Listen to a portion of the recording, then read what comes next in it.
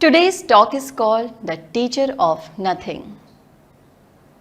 It is a funny thing how many people wish to make their teacher into a special person with some special power.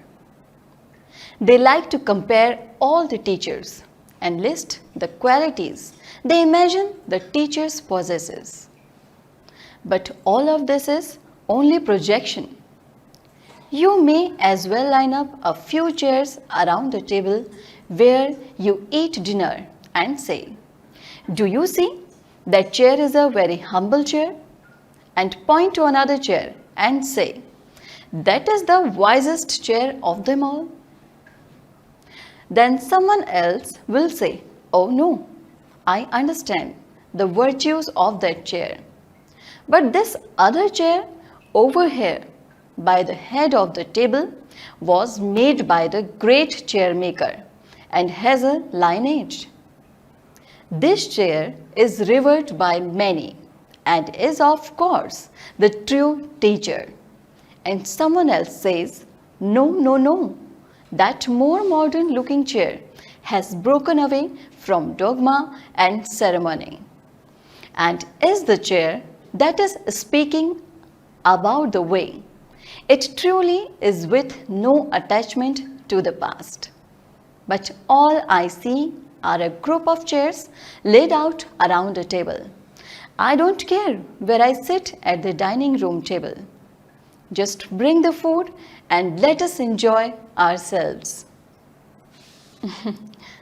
Before he stopped appearing in physical form, Nisargadatta is said to have told one of his students to forget, "I am that, and the teachings in that book, words in a book, even if written down at a talk, are simply echoes scattered in the wind. Even the words you hear when you are directly listening to someone are only sounds floating in the air. Then you try to catch them, and thoughts project a meaning on them. The impulse in the speaker is a feeling or intuition. But remember, these words are only symbols, so do not take them literally. This impulse generates words according to the way the mind or brain functions, and these are filtered by the mechanism of the mind, body, organism, and the cultural training it has received, including thought and language. Then this impulse is expressed, and what is expressed is only a reflection of that feeling that gives birth to the words. Then in this imaginary dream world of separate people, these words seem to be comprehended by another mind-body organism. The words go through the very same process of being filtered by the cultural training of who is listening and the programming of that mind.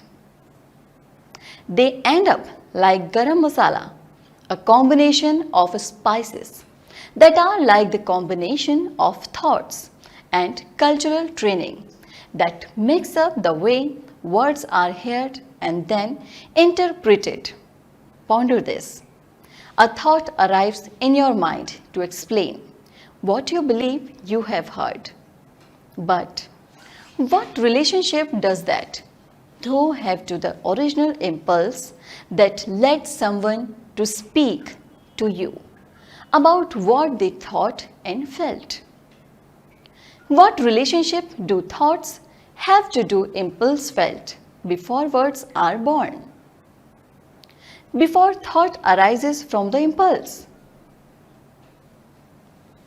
In a live talk, there may be questions and requested for the teacher to clarify what they mean. This gives the illusion that understanding is happening. But there is only the appearance of one person known as the teacher talking to another person known as the student. Everything that you like to see as separate moments the impulse before the thought forming in the mind or brain, the thought being translated into language, the words being spoken, the words being heard, and then going into another person's mind and brain and being understood and interpreted, and then creating a feeling of perception of understanding. None of this is happening at all. It is what you may imagine is happening right now as you are listening to this talk. But that can only be the case if you create a story about separation. This process of communication can only be described by a story in which everything going on is stopped in time and space. Then you can look at it to see what is happening. But nothing is stopped in time and space.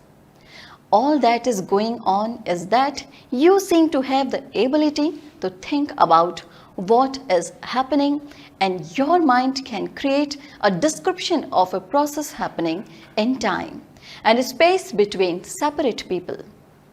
But you are well aware that your mind can invent all manner of things that have no relationship to what is going on, from fancies where you have that perfect lover to gods in the sky to Yeti roaming in the Himalayas.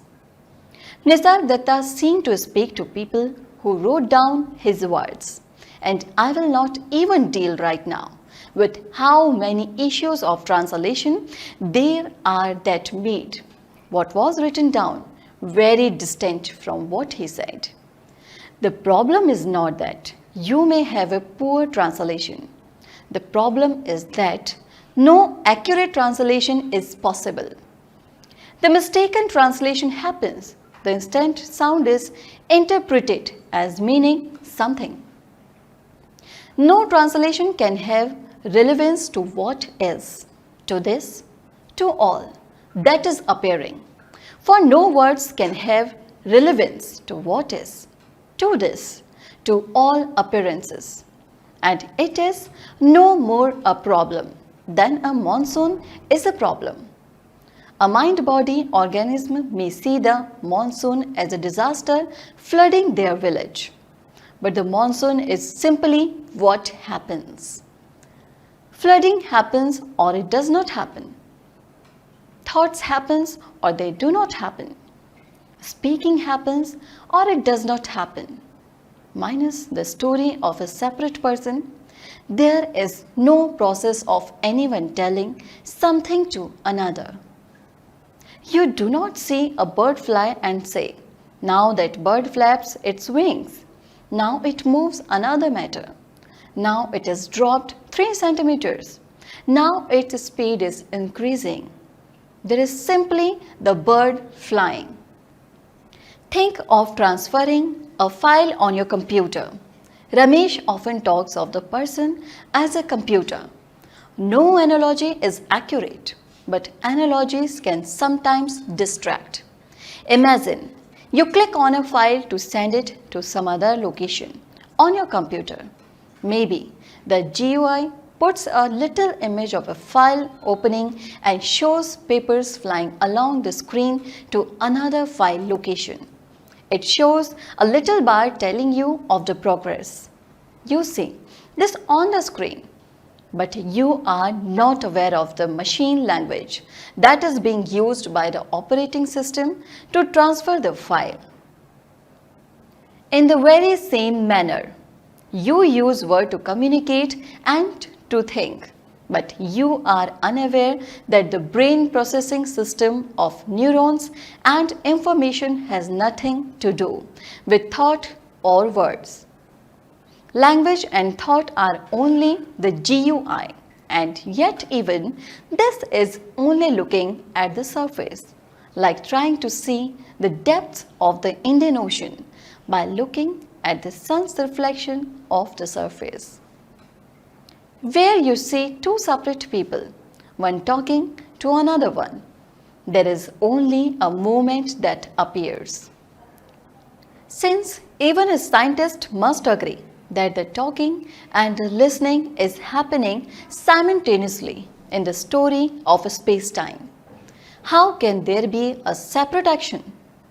How can there be two separate objects or persons, impulses, thoughts, interpretations, sounds, and more thoughts, sounds, and language creation are happening the same way a fire burns a forest? Look at a wall of fire in the forest at Andhra Pradesh. You cannot pick out a separate tree branch burning or a separate leaf burning. There is simply fire. Look at the Indian Ocean. You can talk about a separate wave, but where does one begin and the next one ends? The wave is only created by separating what is not separate at all. There is no separate thought and no separate language and no separate person.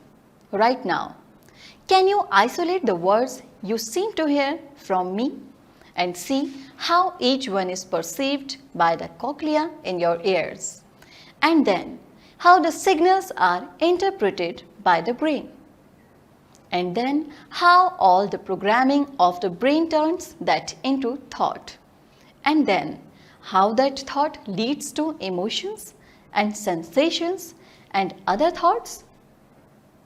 You have no awareness of the process by which you hear this talk. If after you hear this talk, you are asked, what did Prisha talk about today?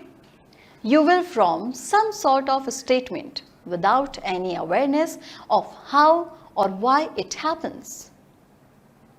All of these processes, from the impulse prior to thought, to the thought emerging, to the words forming, to the interpretation of the words, are not part of awareness. You only have a story of what is happening, and what your story says is never what is happening.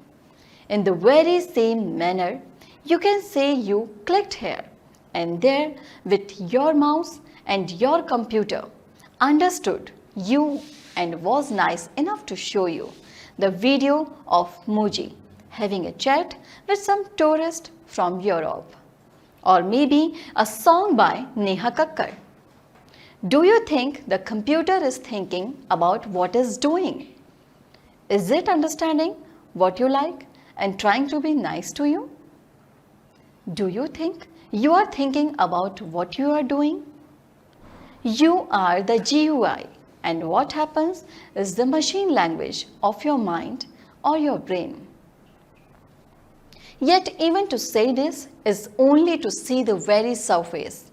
Everything happens in this, and there is no separate moment, no separate thought, no separate action, no separate things or people.